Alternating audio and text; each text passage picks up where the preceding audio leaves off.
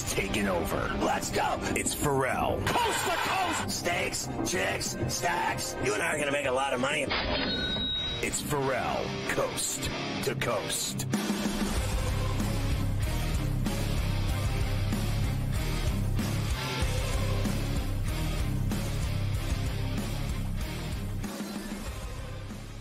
All right, Carver, high into the third hour, and there's plenty of college rack tonight. And again, some people may not like these games, but I think there's actually some gems in here and some conference tournament action. We do have our first conference tournament action going on this evening. Let me give you the heavies first. There's only a couple of them, and we'll start with Duke. We were just talking about flagging them. They've been busting teams up, and they've got another really fat number tonight against Wake Forest. This is at Cameron Indoor. Duke minus 19.5, total 144.5. Listen, that's a gigantic number in that game tonight, but they've been destroying everybody they play.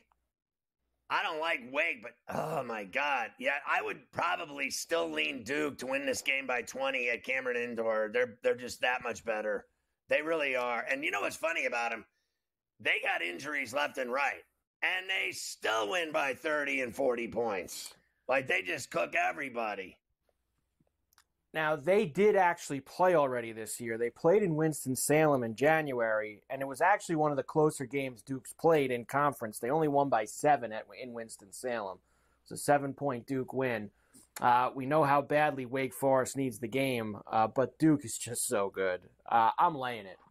Smash City at Cameron Indoor. They're at home. They beat them by 7 in Winston-Salem. And if you look at, obviously you're talking about, how Wake needs it so badly.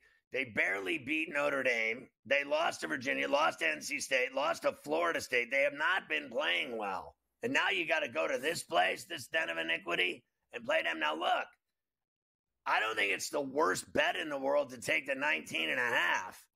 And go for it. It's not that dangerous. If they played them to 7, they can keep it within 20. But for me, at Cameron, Duke's just too tough. I mean, when they play in that building, they destroy everybody. So I'd lean that way. Believe me when I say this, there are a lot better games tonight to bet than that one. That's a dangerous spread to F around with when there's all kinds of money to be made on the table tonight elsewhere. UCLA will be at Northwestern to see the Wildcats. Friday night, they were in West Lafayette. They actually played well for about 35 minutes, and then they let go of the rope and lost by 10 to Purdue. Tonight, they are laying 3.5 on the road, 131.5 total.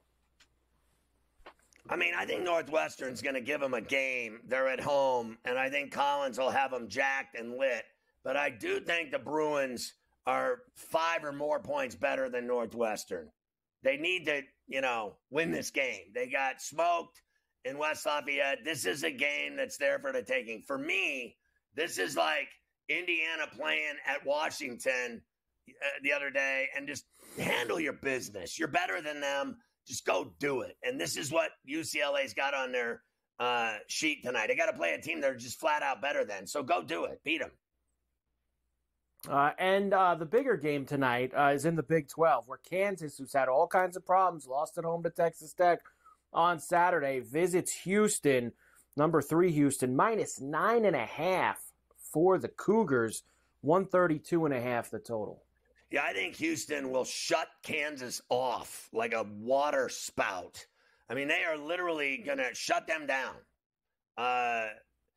Literally, their defense is so good. They're at the Fertitta Center. Kansas has been having nothing but problems. It smells to me of Houston, lay it, and another bad performance by Kansas. Look, they've had so many of them where they scored the fewest points in history. They lose games at Fog Allen, which never happens. Texas Tech beat them. And now you're going to go there and beat this team. How about you're going to get your ass beat is what's going to happen tonight. It's only going to get worse. All right, let's get into the rest now. And we will start with our first conference tournament action of the beginning of championship couple of weeks here, and that is the Atlantic Sun.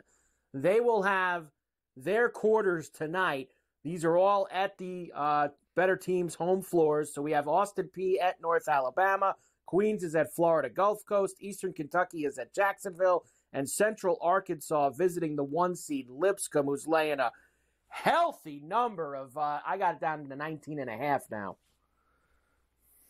Yeah, I think Lipscomb is going to destroy Central Arkansas tonight. That'll be a done deal.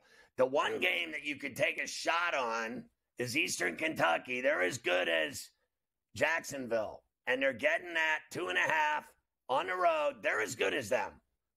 Bottom line, that's going to be the best game. They're both almost twin brothers. That's what they are. And then I like Florida Gulf Coast will beat Queens down there. And then I think North Alabama will win and beat Austin Peay and cover. Now, that could be a dangerous bet at 11 and a hook. But North Alabama is legit. And I think that Austin Peay looked good yesterday. And now they got to play this team tonight. Good luck. I think they'll lose that game. And I'm going to try to give you these this week if I can before these conference tournaments start. Lipscomb is the heavy favorite to win this whole thing. I mean, they're minus 165 before they get on the court tonight. North Alabama is the closest team to them, plus 260. Everyone else 10-1 or longer to win the Atlantic Sun automatic berth into the NCAA tournament. Lipscomb is seriously legit. They are going to smack that team tonight around by 40. Like that's what I think is happening in that game tonight. Now, there's all kinds of stragglers, Mike. I got a tonight. few more. All right, give me more. I ain't done. I actually found my 5 favorite stragglers, and then you can tell me which other ones you like. Right, McNeese having an unbelievable year. They're visiting Stephen F. Austin tonight. We've got Nichols and Lamar tonight in the Summit. How about Wichita State and North Texas in the American? Northern Colorado and Weber in the Big Sky. Eastern Washington and the Grizz of Montana laying 9.5 in the Big Sky. These are great games. Now, I'm with you. I love McNeese. I like Lamar to win that game on their home floor and cover the 2 and a hook. I like North Texas, the Green at home to beat Wichita. I like Northern Colorado on the road at Weber to win that game. Now, that number is a little scary on the road. Laying that 8.5 is a little scary, but Northern Colorado is legit. And I like the Grizzlies to spank Eastern Washington. For me, the Skyhawks down year. This game's at, Bozeman. They're going to beat them. They're going to cover at home and get that done by 10 or more.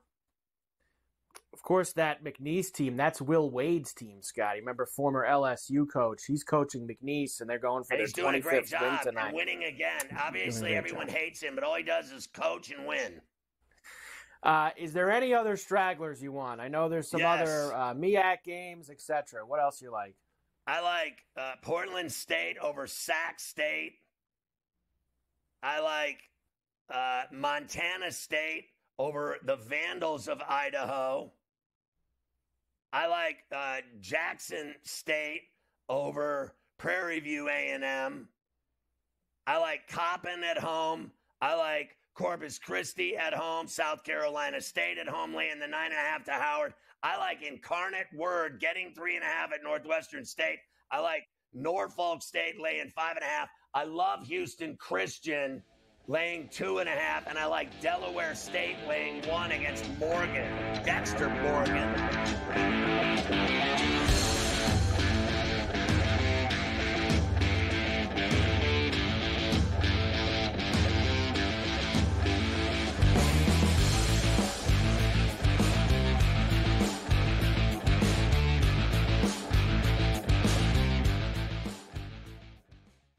So my team didn't win this weekend, but I still did with this app that's taking over the game. Sports Millions Pick'em lets you make quick and easy predictions. Pick your favorite players, go higher or lower, and you can still win big even if your team loses.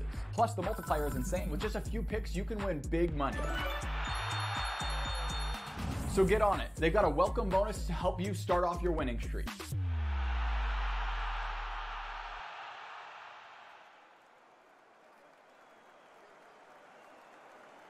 Anyone that's been to a sporting event, the atmosphere before a game, I think Game Time Decisions has that same exact atmosphere. This is our arena.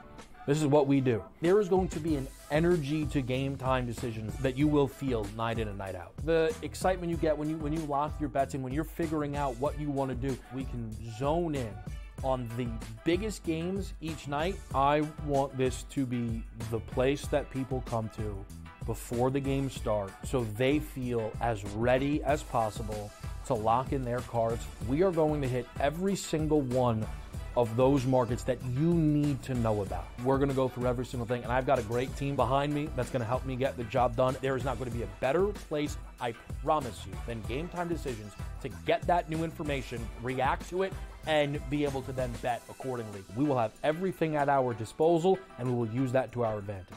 I'm Kevin Walsh. Tune into Game Time Decisions from 6 to 8 p.m. Eastern on SportsGrid.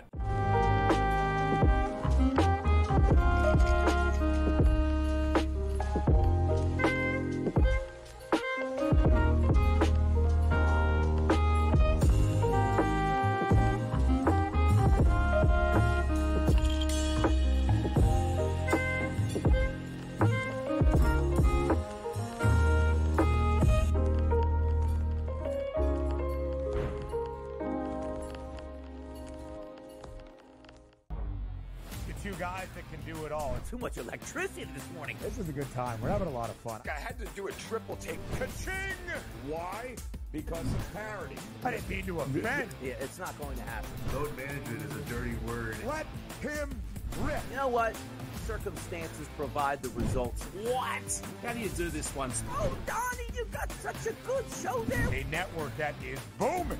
The Early Line, only on SportsGrid.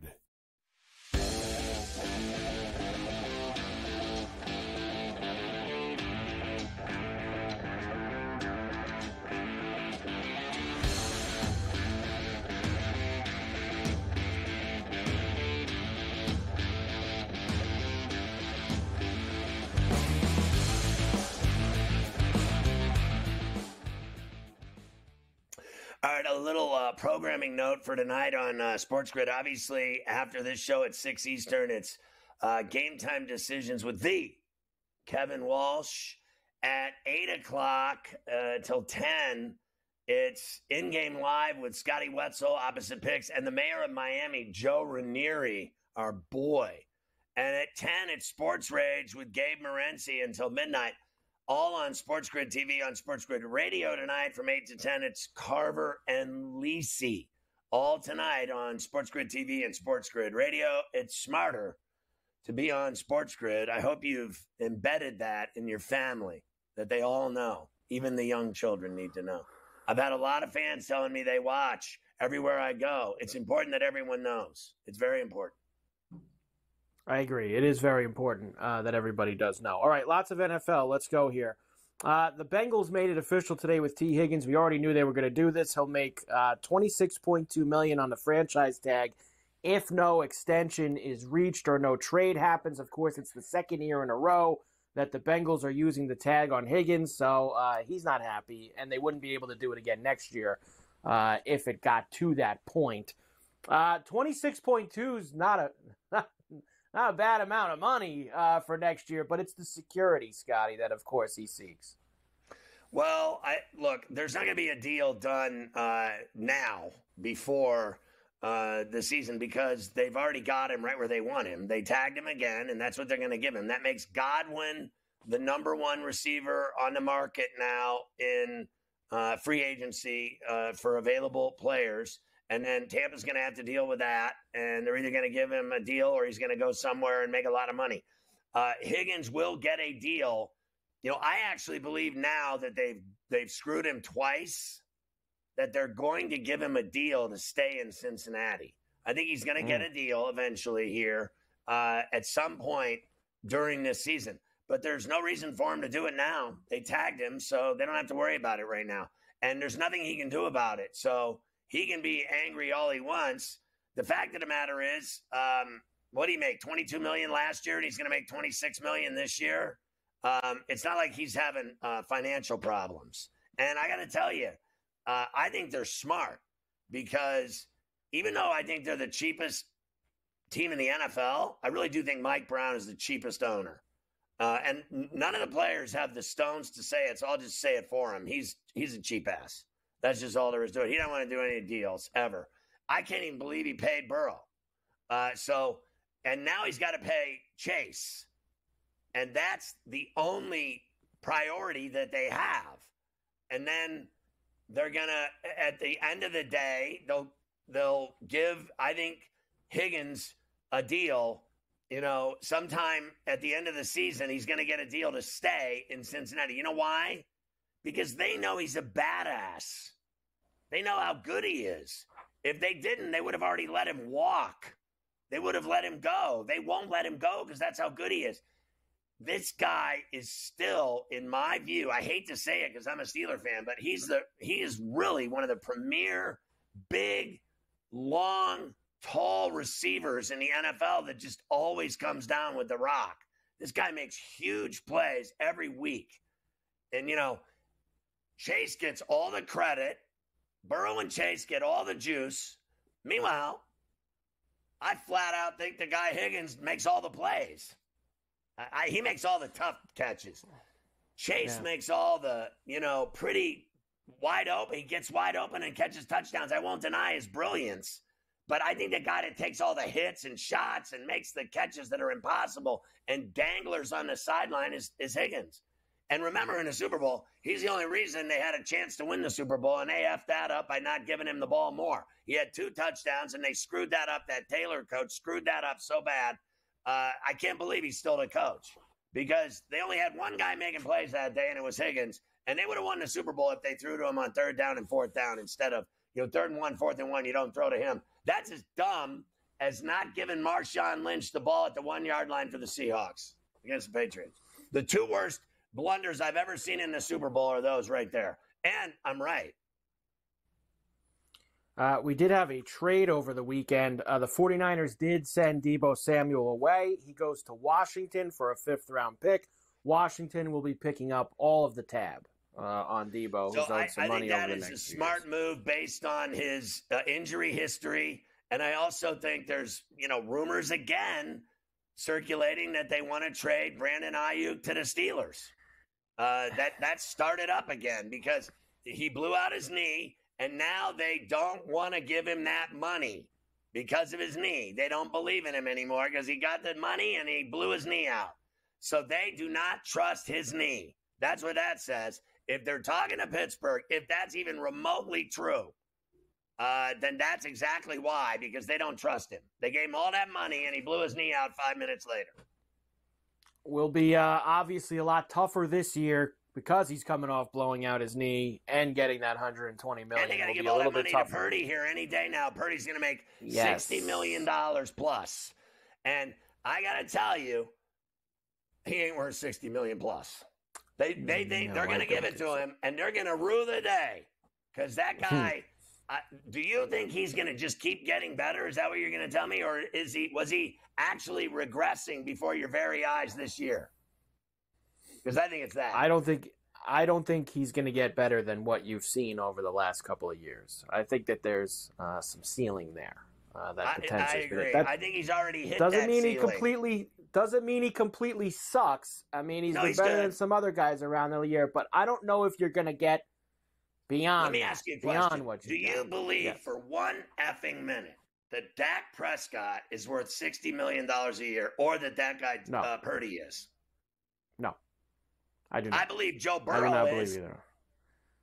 I think that right now there's 5 guys right now that are in one stratosphere, and I don't think anyone's. That's Mahomes, Allen, Burrow, Lamar. You got to put Hurts there now too, and Jaden Daniels is trying to get there. Jaden Daniels needs another year like this year, and he's trying to bust into that party. Oh, he's getting that money. You know what they should do? The Niners should give him the money because he deserves it, not that Purdy.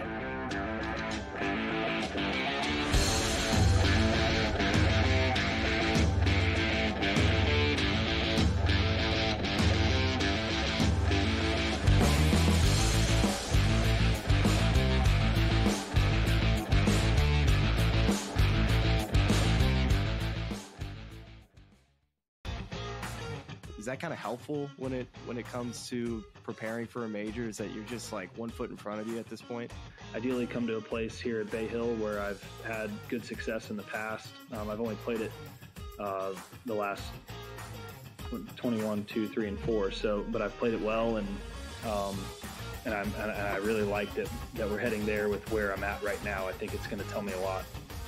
The Smiley Show, only on SportsGrid. You know the Knicks are talented. They're 37-20. It's not a bad season by any stretch. You're just not beating the upper echelon team. This is the Knicks team right now. They're a very good team. And I'm a Knicks fan. You can't look at there and say, this team can win a championship. They're not good enough. They're not good enough defensively. Are we the New York Knicks or are we the New York Fugazis? Just forget about it. The Early Line, only on SportsGrid. Big news out of New York. Mitchell Robinson cleared for 5-on-5. OG Anunoby cleared for 5-on-5. That's big news for the Knicks as they start to get themselves healthy. It's about constructing the right roster, the combination of veterans, young guys, and transfers.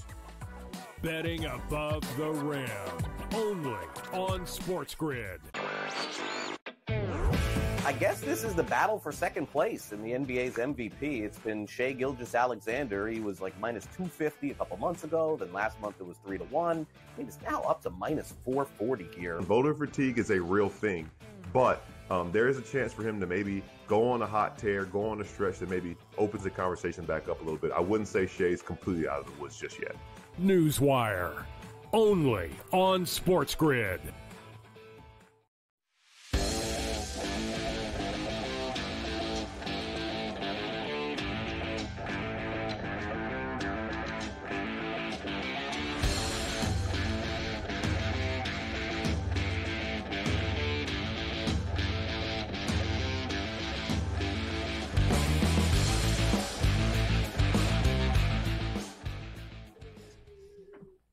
Carver High just said that I was painful. These things happen periodically around here. And, I probably deserve it. Speaking of guys that don't matter anymore, Davante Adams. How overrated is talking about this guy now? Like, you know what he reminds me of? He reminds me of D-Hop, who doesn't do anything anymore either. Like, they talk about this guy Adams like he's still catching tons of touchdowns and making all these plays. He doesn't do any of that anymore. When does he? All he does now is get attention. He gets stories about him every day. Where's he going to go next? Who cares where he goes next?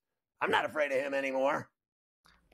Yeah, you shouldn't be that afraid of him anymore, that's for sure. Now, I find this story to be rather ridiculous, and I saw them all talking about it. The Jets are allegedly, quote, taking calls on Davante Adams, and that they're, quote, open to trading him before the start of the league year. And then I like the ... But if they can trade him, they're going to release him.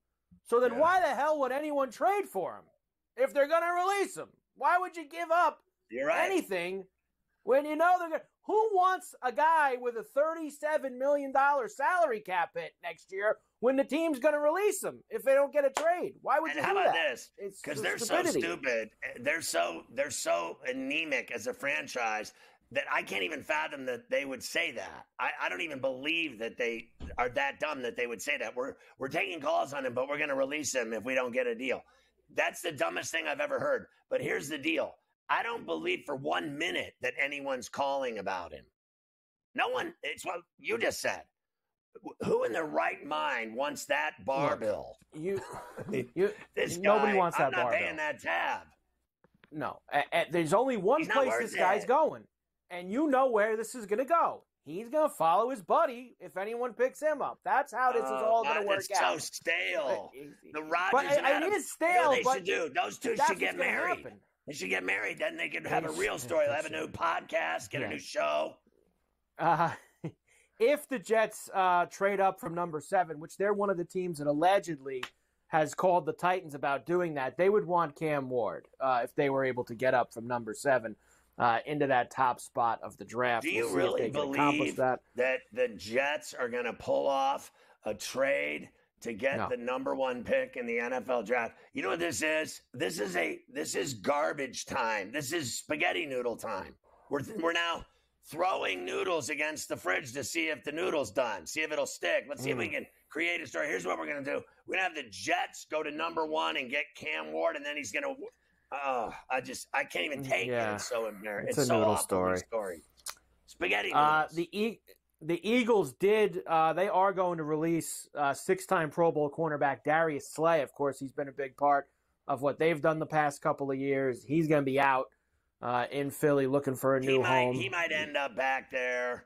I don't think they actually want to get rid of Darius Slay. He's one of their best players. I think that, what they're thinking is they just want him to take less money or they'll get rid of him because he's worth a hit to them and money. And they got these guys like DeGene, who's young, and they got him under wraps for 4 more years.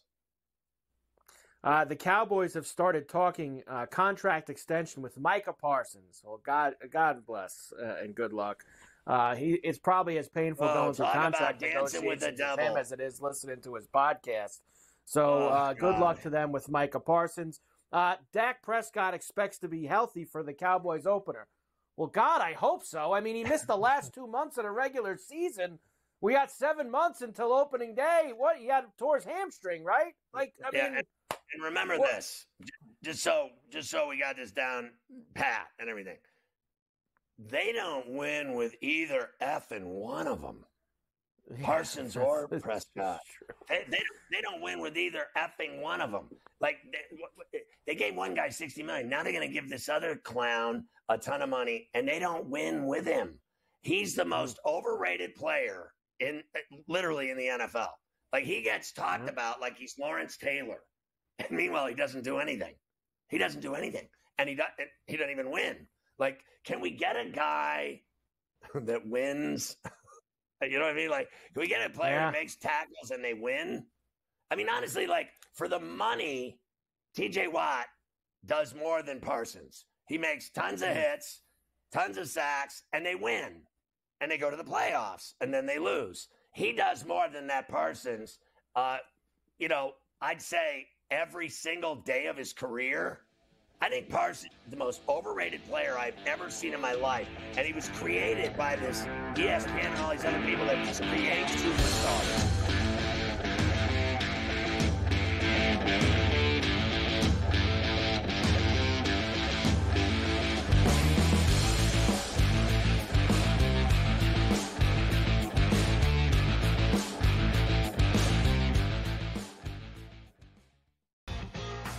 Is that kind of helpful when it comes to preparing for a major? Is that you're just like 1 foot in front of you at this point? Ideally come to a place here at Bay Hill where I've had good success in the past. I've only played it the last 21, 2, 3, and 4. But I've played it well, and I really like that we're heading there with where I'm at right now. I think it's going to tell me a lot. The Smiley Show, only on SportsGrid. We know the Knicks are talented. They're 37-20. It's not a bad season by any stretch. They're just not being the upper echelon team. This is the Knicks team right now. They're a very good team. And I'm a Knicks fan. You can't look at there and say, this team can win a championship. They're not good enough. They're not good enough defensively. Are we the New York Knicks or are we the New York Fugazis? Just forget about it. The Early Line, only on SportsGrid. Big news out of New York. Mitchell Robinson cleared for 5-on-5. OG Anunoby cleared for 5-on-5. That's big news for the Knicks as they start to get themselves healthy. It's about constructing the right roster, the combination of veterans, young guys, and transfers. Betting above the rim, only on SportsGrid. I guess this is the battle for second place in the NBA's MVP. It's been Shai Gilgeous-Alexander. He was like minus 250 a couple months ago. Then last month it was 3-1. He is now up to minus 440 here. Voter fatigue is a real thing, but there is a chance for him to maybe go on a hot tear, go on a stretch that maybe opens the conversation back up a little bit. I wouldn't say Shai's completely out of the woods just yet. Newswire, only on SportsGrid.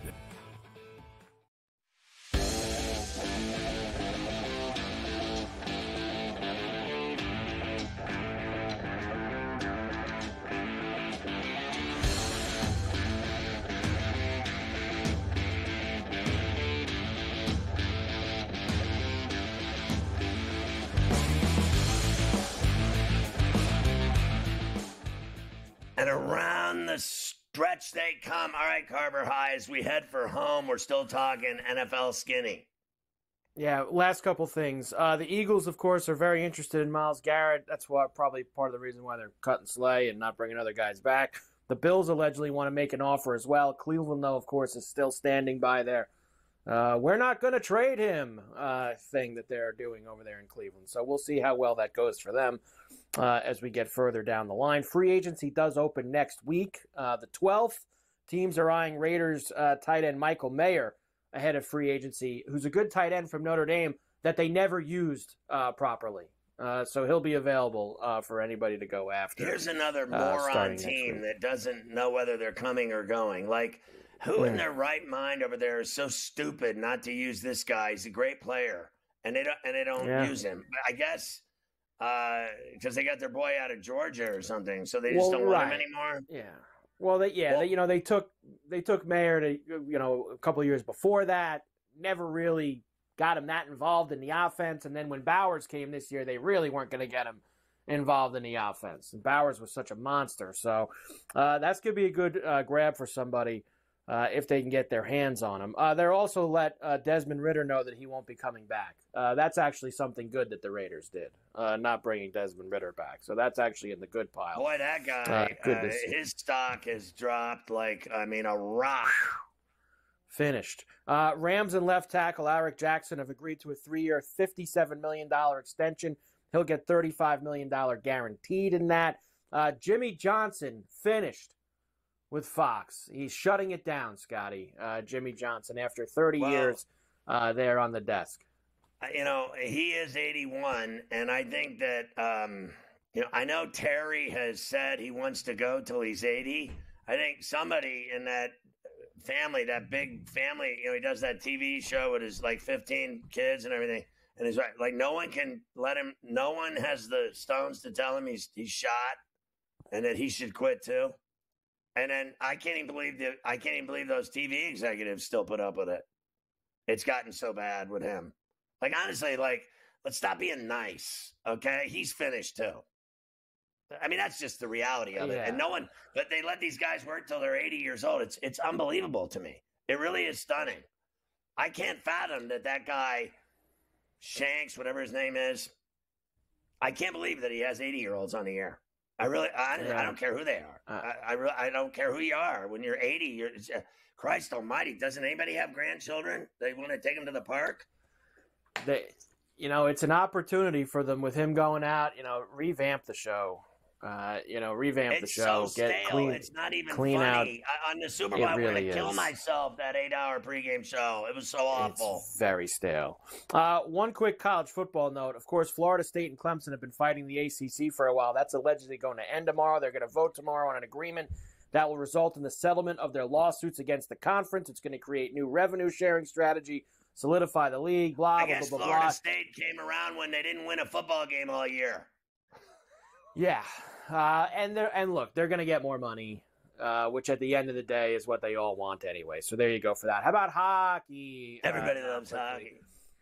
Leafs did beat the Penguins in overtime 6-5 at the PPG yesterday afternoon.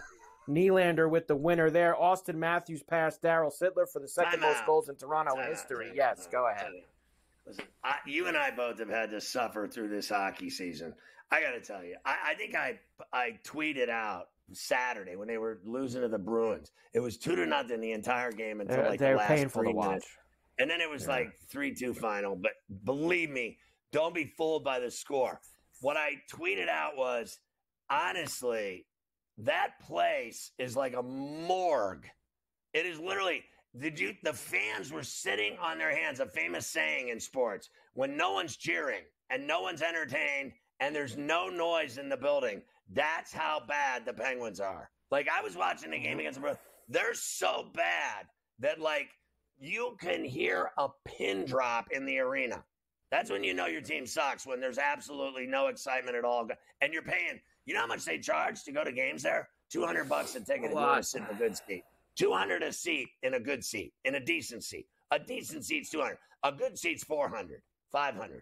And they're not worth a nickel, that team. Not a nickel. Going to watch them, you'd rather spend a day with your ex-wife.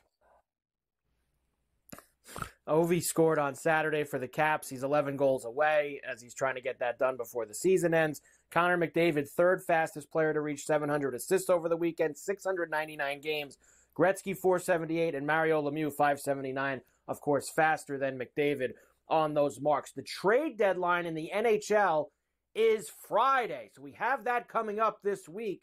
Maybe we will get some action. We had a little bit over the weekend. First, Florida put Matthew Tkachuk on long-term IR. He's obviously been hurt since the Four Nations, but what does that also do, Scotty?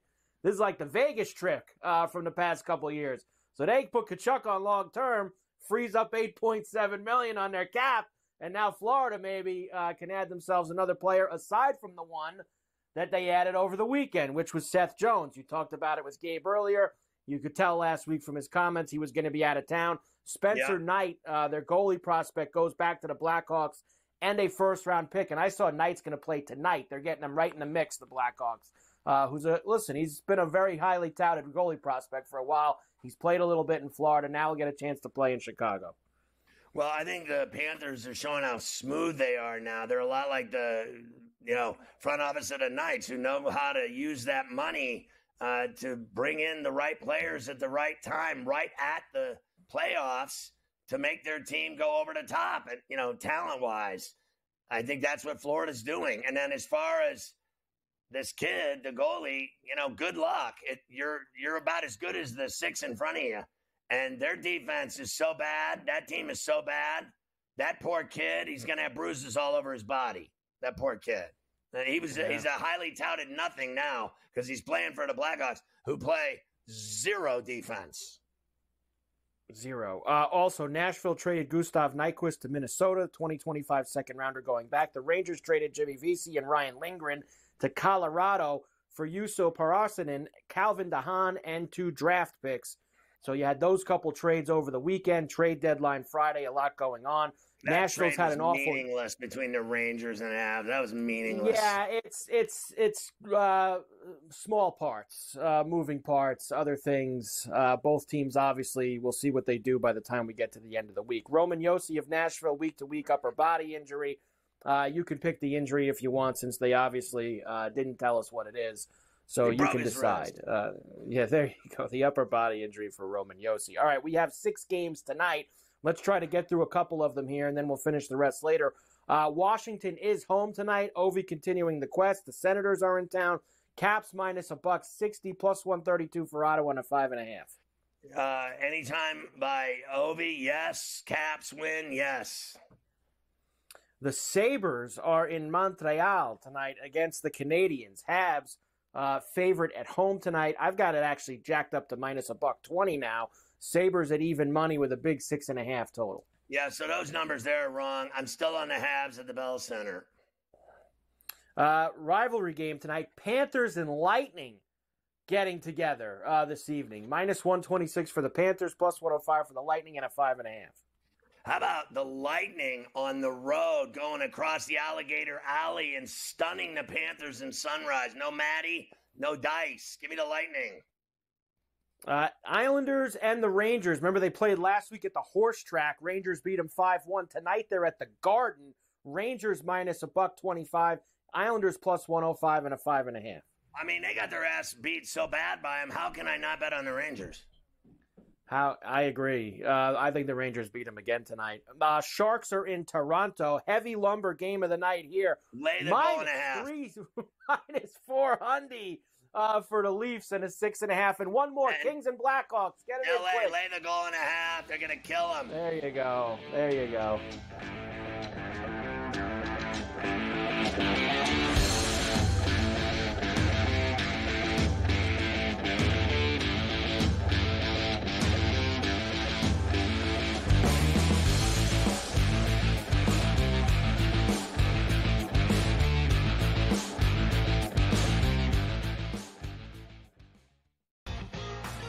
that kind of helpful when it comes to preparing for a major? Is that you're just like 1 foot in front of you at this point? Ideally come to a place here at Bay Hill where I've had good success in the past. I've only played it the last 21, 2, 3, and 4. But I've played it well, and I really like that we're heading there with where I'm at right now. I think it's going to tell me a lot. The Smiley Show, only on SportsGrid. We know the Knicks are talented. They're 37-20. It's not a bad season by any stretch. They're just not being the upper echelon team. This is the Knicks team right now. They're a very good team. And I'm a Knicks fan. You can't look at there and say, this team can win a championship. They're not good enough. They're not good enough defensively. Are we the New York Knicks or are we the New York Fugazis? Just forget about it. The Early Line, only on SportsGrid. Big news out of New York. Mitchell Robinson cleared for 5-on-5. OG Anunoby cleared for 5-on-5. That's big news for the Knicks as they start to get themselves healthy. It's about constructing the right roster, the combination of veterans, young guys, and transfers. Betting above the rim, only on SportsGrid. I guess this is the battle for second place in the NBA's MVP. It's been Shai Gilgeous-Alexander. He was like minus 250 a couple months ago. Then last month it was 3-1. I mean, it's now up to minus 440 here. Voter fatigue is a real thing, but there is a chance for him to maybe go on a hot tear, go on a stretch that maybe opens the conversation back up a little bit. I wouldn't say Shai's completely out of the woods just yet. Newswire, only on SportsGrid.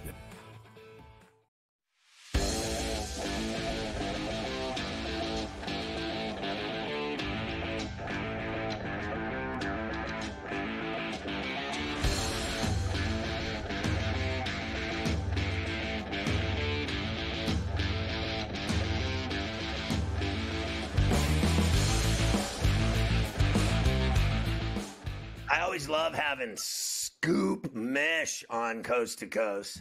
And I must be playing way too much basketball and getting up at 5 in the morning to ball because I didn't know you got that gig with the Marlins doing pre- and post-game shows. Congratulations. I think it's fantastic. You know I'm a quasi-Marlins fan because of my relationship with the Marlins through the years. Always liked them. They always treated me like gold. I think it's great you're doing the games. Congratulations. Thanks, Scott. You know, it's definitely a big step for me to be able to do this and to be on, you know, especially a lot of the pregame shows and developing a lot of insight and things that are going around the league and also things with the Marlins too. And it was really great. SportsGrid really came through for me as well, you know, letting me do that and sort of doing it as a hobby, secondary type gig with doing Newswire every day. So I won't miss any of those shows.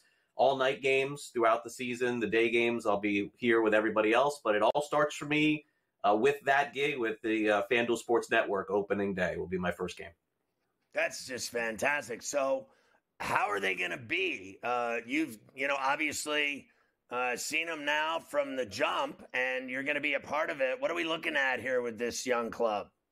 Yeah, I'm glad you asked me that. You know, I wasn't really prepared to talk about the Marlins on the show today, but I will tell you that I spent some time this weekend with them, and they have some really fascinating ideas going on right now. Now, Scott, I think that in terms of the major league product this season, I think we do have to understand that there is a transition going on right now with the Marlins. Make no mistake about it. I can't sit here and tell you that they're going to win 90 games or anything like that. I think they'll be better than they were last year. They certainly can't start off as bad as they were last year. It's not possible. They didn't win a game for almost 2 weeks at the start of the season. But they're trying a lot of new things. I don't want to use Moneyball or the Rays or anything like that, but I think you're going to see a lot of different incorporation of different things they're doing on the field. They're trying new things in spring training too, trying to get different edges with both technology and competition. So, I got to tell you, if some of this stuff ends up working and it gives them an edge in an almost impossible division to compete in, I think that's all you can ask for. Because, Scott, I mean, right now, as far as I am concerned, I think some of these low markets have to say, like, baseball is broken at this point. We are not going to be able to spend like the Dodgers and the Mets and the Phillies and some of these other teams, the Yankees, And so let's try and beat them at a different game. I know it sounds like the movie. It's not the movie, 2025, but it definitely is something that the Marlins are attempting to do. I'm excited to see it play out. Well, I knew that they had that they were doing a lot of things. I knew from the broadcast booth. I just found out about you today, so I told you I'm stunned that I didn't know that, because I knew they had changed TV announcers, radio announcers, etc. Yeah. I knew they had massive turnover in their front office. So it's just been a significant upheaval of things in South Florida with that franchise, no? Yeah, it has. And at the minor league system too, Scott. I mean, they basically hired all new people at the minor league level as well. So all of the things that they want to incorporate eventually at the major league level are going to happen at the minor league level first, and then you'll start to see some of those things happen in the big league. So look, you really don't know in the end if these things are going to work or if they're going to work out. But Scott, the Dodgers and Marlins are on different planets, Like I just, until something gets fixed with the new collective bargaining agreement, I mean, everybody just wants to say, just like everybody should just spend and that's it. I mean, there's no way that some teams are going to be able to compete because of the revenue that these other teams make. And so until that gets fixed, why not try something different? Why not be different? And I can tell you, boy, I mean, the Marlins are approaching this spring, Scott, very differently. Those days, Scott, of you going to Bradenton watching the Pirates, or you going to Jupiter to watch the Marlins and seeing these guys hanging out, having beers, that ain't happening in Marlins camp. I mean, these guys, from the second they go on the field, they're competing more than I've seen ever in spring training. Will that work? Will that make them more mentally and physically prepared at the start of the season? I mean, your guess is as good as mine, but it's definitely a new day for the Marlins, that's for sure. Hold on a second, Craig. Mafia, can you get the things to do book out and have Craig Mitch be the Marlins GM in 5 years? Because that's going to happen. Just put that in the things to do, because he's moving up the food chain. Things to do book, if you could do that. I wanted to ask you a question I'm concerned about, and I know this is premature, but it's reality. A year from now, there's going to be another baseball strike. And I think it's just terrible news. And whatever. What's the difference? Lockout, strike, There's a big difference. World War III. I mean, it's coming, right? Yeah, I think so. I mean, that's horrible. It's horrible, but I know everybody always wants to see the player side, and I do understand the player side. But Scott, I mean, I'm sorry to say for the Player Association, I really am, but the NFL has a fantastic product, the best product in the country, maybe the best sports product in the world. Soccer fans would disagree, but they got a salary cap, and so does the NBA, and so does the NHL. The only way to fix this, I think, is to have some sort of salary cap and a floor too, to make sure the teams are spending at the bottom also. Beyond that, there is no stopping the Dodgers, and there's no stopping the Mets. And good for them. They're playing within the rules. They're doing everything that they should, and their fan bases should be elated. But the Twins and the Brewers and the Marlins and the Rays, I mean, these teams are, and Cleveland, they're just never going to do that. And until that happens, you have to strike lightning in a bottle once every 10 or 15 years, or just be the baseball organization in the world and get it done that way and try and compete for a couple of years. That's the only way it gets fixed, Scott. And I hate to say it. I'm not saying that it has to happen. I hope it doesn't happen. But this is going to be the owners locking out the players this time and saying, hey, salary cap or bust. What do you think, real quick, the A's and Rays situations this year playing in these minor league parks? How do you think that's going to play out? Yeah, I mean, the Rays are obviously in very big trouble having to play so many games on the road to start the season. Or, excuse me, so many games at home to start the season because they're afraid of the rain. So they'll play all those games in Tampa at the Yankees facility, I think almost every home game in April and then into May. And then they leave and don't come back because, Scott, in Florida, it's going to rain like every day in June and July and August. So they just don't play any home games. So once that happens, I think that you look at the Rays record at the beginning of the season and you take it with a grain of salt because they're going to be playing so much at home. But in the end, I think they'll be probably a little bit better than 500. And the A's will not. Greg, I got to run. I love you. Good stuff today. Thank you.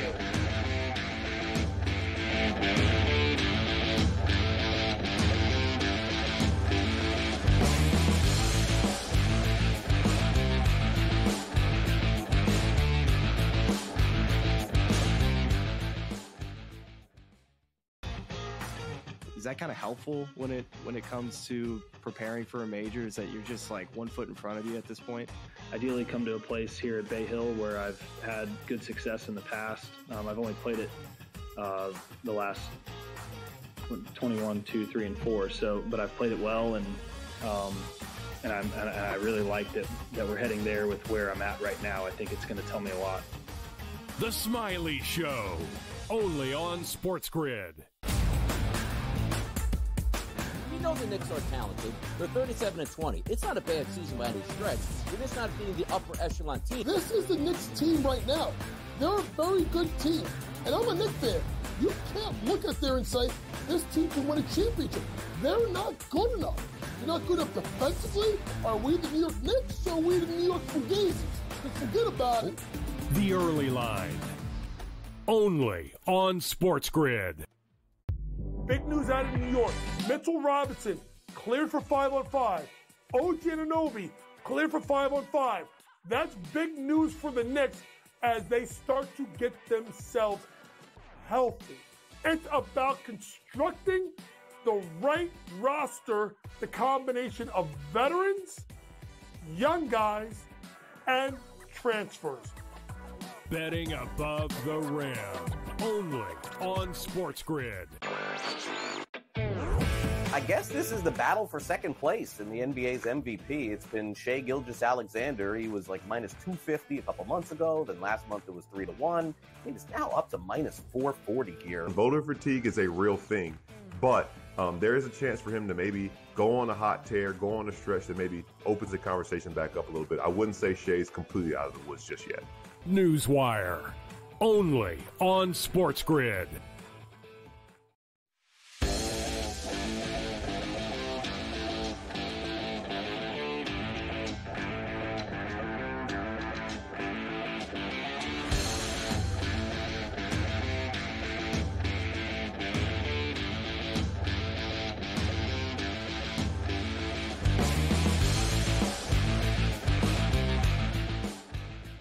Everybody loves leftovers.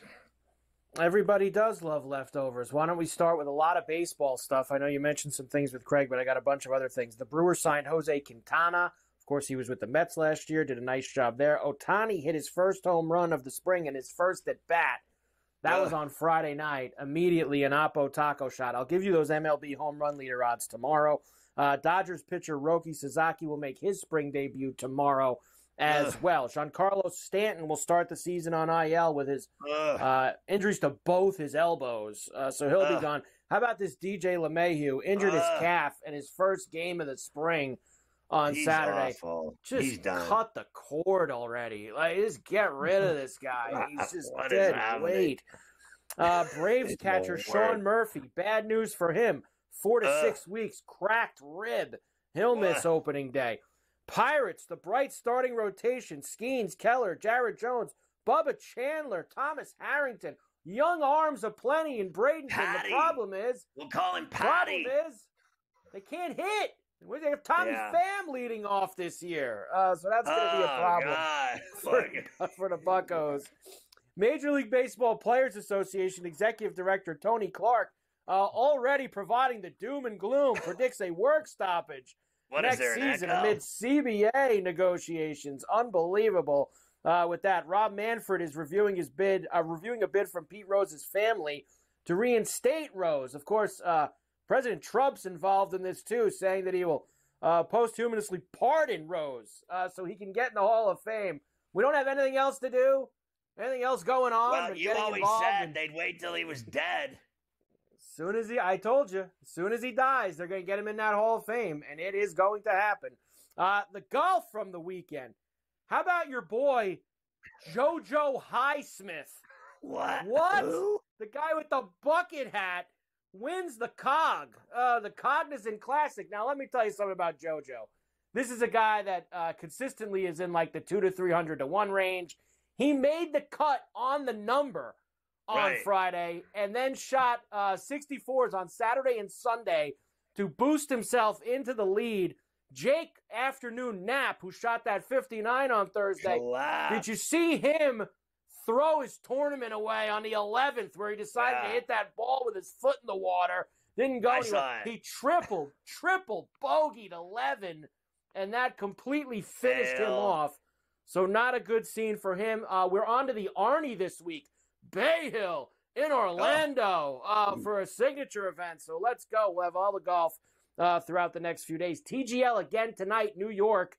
We'll try to lock up a playoff spot against Boston. Of course, we were very upset LA beat the Bay team when we started the show a couple hours ago. I watched this Tank Davis, Lamont Roach. I saw all the particulars of this. A majority draw, and that crooked ref who didn't count that as a knockdown when your boy Tank Davis turtled on the floor to get the grease out of his eyes, or so he said in the corner. That was so fixed. That should have been a knockdown, and Roach should have beat him in that fight on Saturday night. Now they're going to allegedly fight again in May after that disaster in Brooklyn on Saturday night. Another black eye for boxing. Oh, they my can never God. get it right. The scoring was awful. That knockdown should have counted as a knockdown. It was awful. And then they booed the hell out of Tank in the ring after the fight when he was getting interviewed, and he asked the crowd, like, what are you booing me for? What are we booing you for? You took a knee in the 9th round. Okay, It was the worst. Too much. Ryan Garcia, Devin Haney, and Teofimo Lopez are going to headline 3 title bouts on May 2nd in Times Square. Garcia's going to fight your boy, Rolly Romero. Devin Haney against Jose Ramirez, not the Guardians' third baseman. And There's Teofimo actually better Lopez. fights in Times Square every night of the week, 7 nights a week, right now. Arnold Barboza in the last fight. So there you go. Arnold Barboza shaving cream. For relevant, Auburn head coach Hugh Freeze diagnosed with prostate cancer. How about Pitt 18-year-old freshman cornerback Mason Alexander dies in a car accident in Fishers, Indiana, outside of Indianapolis? Horrible. Pennsylvania parents charged with inflicting multiple types of abuse on their twin sons, including forcing them to strip naked outdoors in the cold. What in the world is happening with families across this country? GTD is next with the Kevin Walsh. Get my app, search Ferrall, it's badass. We'll see you again tomorrow at 3 Eastern on Coast to Coast.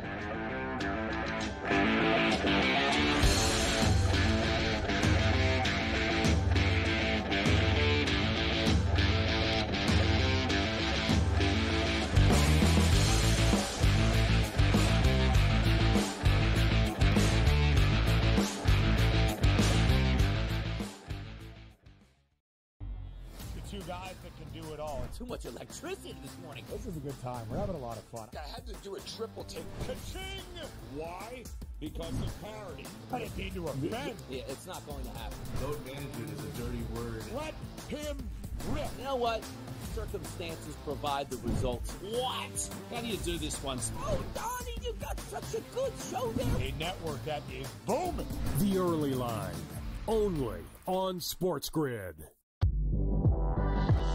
The Knicks versus the top 3 teams in the league. Oklahoma City, Boston, Cleveland, 0-7.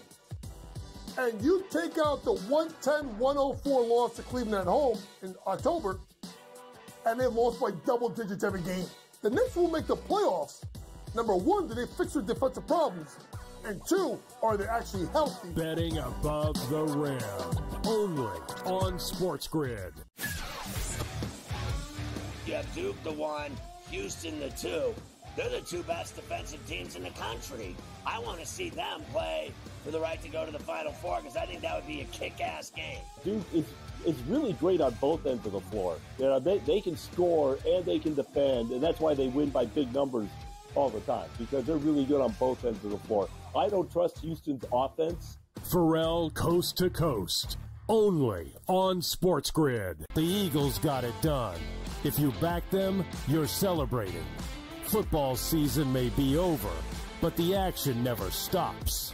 Are you ready for some baseball? At SportsGrid, we're always in the game. We bring you 24/7 betting insights, expert picks, and real-time analysis. Next big play is already in motion. Are you ready? It's smarter to be on SportsGrid.